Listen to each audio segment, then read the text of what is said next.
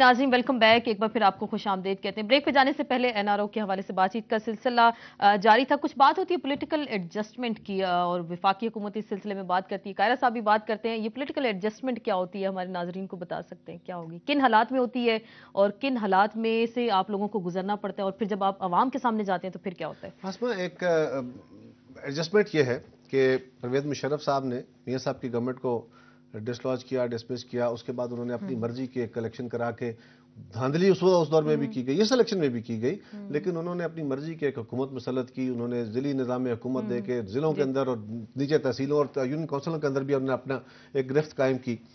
और मियां साहब के साथ जो उनकी सेटलमेंट हुई थी वो भी एक तरह का एनआरओ ही था। चले मैं तो उसको नहीं कहता, लेकिन उसका नाम जो भी है, लेकिन वो किसी ऑर्डिनेंस की सूरत में सामने नहीं आया था। वो एनआरओ नहीं था, ऑर्डिनेंस जारी नहीं हुआ था, केसेस माफ नहीं हुए थे। लेकिन वो एक मायदा जरूर था। उसमें केसेस भी माफ हुए थे और कुछ टाइम की रिलैक्सेशन भी थी और फिर बैरून मुल्क जाने की इजाजत भी, बहुत कुछ था उसमें।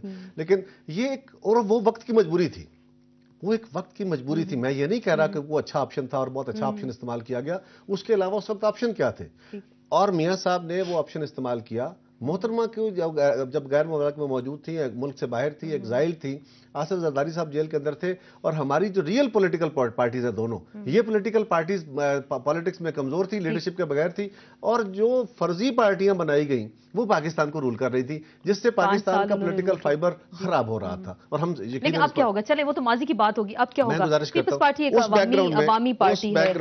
उस बैकग्राउंड में मोहतरमा ने एक नेगोशिएट किया, जनरल मुशर्रफ की उस दौर की मिलिट्री हायरार्की के साथ नेगोशिएट किया, बाकायदा स्ट्रगल की और नेगोशिएट भी किया, इंटरनेशनल दुनिया को भी जाके इस पे साथ मिलाया। चले वो पाकिस्तान आने की इजाजत ले सकती थी ना, केसेस जो माफ हुए वो करप्शन नहीं के होता। पाकिस्तान आने की इजाजत की बात नहीं जो... होती। ये देखे ना, आप पिक एंड चूज नहीं कर सकते ना। आपने करना है कि हमारे खिलाफ जो झूठे केसेस बनाए गए, जिनको बनाने वाले खुद कहते हैं गलत बनाए, मियां साहब खुद कहते हैं गलत केसेस बने, उस दौर के मुतसिब जिन्होंने केस बनाए वो कहते हैं गलत बने, और उसके बाद हमने एक इस पॉलिटिकल अफाम तफहीम की तरफ आना है। तो पाकिस्तान के पॉलिटिकल सिस्टम को चलाने के लिए मोहतरमा पाकिस्तान आती है, उसके बाद मियां साहब के आने का रास्ता खुलता है। अगर पाकिस्तान के अंदर मोहतरमा ये नेगोशिएटेड सेटलमेंट ना करती तो मियां साहब के लिए आप कह रहे हैं कि एनआरओ एक सेफ पैसेज था। सेफ पैसेज नहीं, पाकिस्तान की पॉलिटिकल प्रोसेस को आगे चलाने का और पाकिस्तान के निजाम को बहाल रखने का एक रास्ता था। फिर परवेज मुशर्रफ के खिलाफ भी हम उनके खिलाफ इंपीचमेंट में गए, और उनके साथ भी एक डिस्कशन थी, एक डायलॉग भी था कि जी आपके लिए अब रास्ता कोई नहीं है,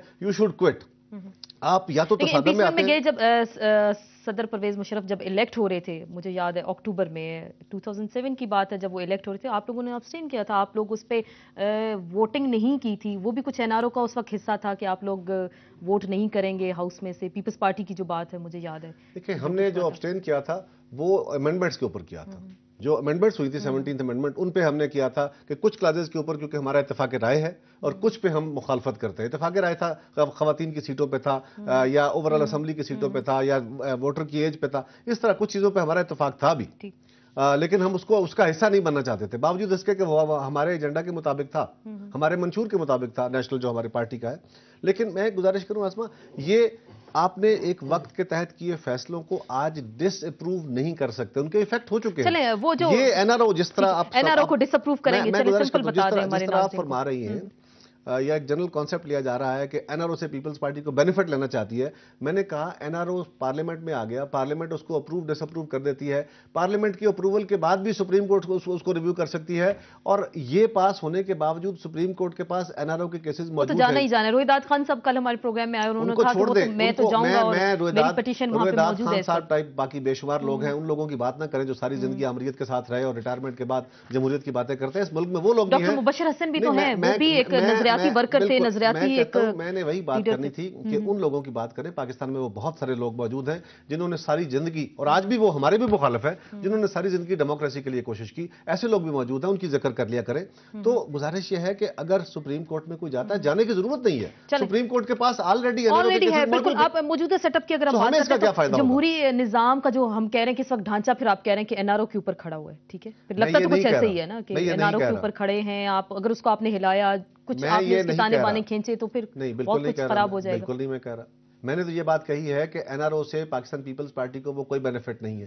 اگر صدر پاکستان کے بینیفٹ کی بات ہے تو وہ تو جب تک صدر ہیں ویسے ہی استثناء ہے, لہٰذا ہمیں اس سے کیا تانے بانے خراب آپ کو تانے بانے, لیکن پھر آپ اس پارلیمنٹ پہ یہ نہ کریں کہ سیاہ دھبا نہ لگائیں. یہ بات نہیں ہے.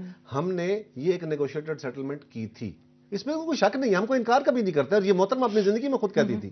ہم کہہ رہے ہیں کہ اس کے اندر یہ سمجھا جا رہا ہے کہ ہم کوئی پارلیمنٹ کے ذریعے بینیفٹ لینے کی کوشش کر رہے ہیں, تو یہ وہ این آر او ہے جس کے ایفیکٹ ہو چکے ہیں, اور اس کو سپریم کورٹ ریویو کر سکتی ہے, اور سپریم سارے آپشنز آپ کہہ رہے ہیں کہ کھلے ہوئے ہیں, اور پارلیمنٹ آپ کہہ رہے ہیں کہ جو فیصلہ کرے گی آپ کو قبول ہوگا. آلریڈی کون آپ کو قبول ہوگا جو پارلیمنٹ فیصلہ. ہم کون ہوتے ہیں نہ قبول کرنے والے؟ ہم تو پارلیمنٹ کی وجہ سے بیٹھے ہیں. ایک متفقہ چیز لے آتے ہیں نا کہ متفقہ ریزولوشن آئے اور اس حوالے سے فیصلہ کریں گے. وہ جس کی بات آپ کر رہے ہیں آپ کو بڑی اچھی طرح پتہ ہے اس کی کیا. ہاشمی صاحب آپ لوگ کیوں خاموش ہیں؟ آپ لوگ کچھ ریزولوشن کیوں نہیں موو کرتے؟ وسیم سجاد صاحب نے تو کی اس حوالے سے.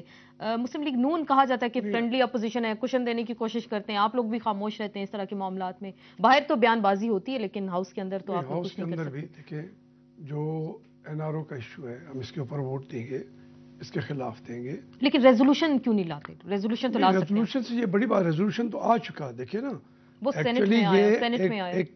آپ کا جو بھی آرڈیننس تھا اس کو سپریم کورٹ نے کہا کہ آپ اتنے دنوں کے اندر پارلیمنٹ میں لے آئیں, وہ کیرا صاحب کی گورنمنٹ لے آئی ہے, لیکن سپریم کورٹ نے ان کو یہ تو نہیں کہا کہ آپ اس کو اپروو کریں یا اس کو ووٹ بھی دیں. ووٹ کا حکم تو نہیں دیا, یہ اس سے اختلاف کر سکتے ہیں, کہتے ہیں کہ ہم اس این آر او کو قبول نہیں کرتے. وہ جو مجبوریاں تھیں انڈر کوشچن جو چیزیں ہوئی تھی جو اس میں ہمارے اوپر ہوئی ہیں, ہم اس کے اوپر والنٹیئر کرتے ہیں اپنے آپ کو. وہ ایک انڈر کوشچن تھا, ایک اس میں آرم ٹویسٹنگ تھی, ہماری آنے کی مجبوری تھی, آلرائٹ. لیکن جب آپ آ گئے اس وقت آپ کہیں کہ یہ جو سہولتیں تھیں جو ہمیں فائدہ ہوا ہے, ہم یا جس کا ہمارے اوپر دبا لگایا جا رہا ہے, ہم یہ قبول نہیں کرتے. ہم این آر او کو اٹھا کے باہر پھینکتے ہیں اور ہم اپنے آپ کو اوپن کرتے ہیں احتساب کے لیے. آپ نے جیسے پہلے بھی کہا تھا. اچھا ایک بات, اب اس کو جو فرینڈلی اپوزیشن کی بات ہوتی ہے, دیکھیے ہم ان کے ساتھ جب یہ ایشوز نیشنل جتنا بھی کرائسس ہے وہ یہ ہم کہہ رہے ہیں کہ آپ اپنے آپ کو اتنا اپنے آپ کو نیچے نہ لے جائیں کہ آپ کو جمہوریت کے اس ستون کو, چونکہ آپ جمہوری قوت ہے, کہ آپ اتنے ویک ہو جائیں کہ جمہوریت کو کنٹرول کرنا, قابو کرنا بھی بس میں نہ رہے. اور یہ ہوتا آیا ہے, یہ کہیں گے کہ نہیں ہم جانتے ہیں, عوام جانتے ہیں جو. اور اسی طریقے سے جب یہ کہا جا رہا ہے 99 میں جو کیسز بنے غلط تھے, جھوٹے تھے, یا وہ جی ساری سیٹلمنٹ کا حصہ تھے, حقیقت حال تو یہ ہے زیادہ تر کیسز جناب آصف زرداری صاحب پر پہلے بھی غلام اسحاق خان نے بنائے تھے سب اس دور میں, پھر جناب فاروق لغاری صاحب بھی دور کے اندر بنے.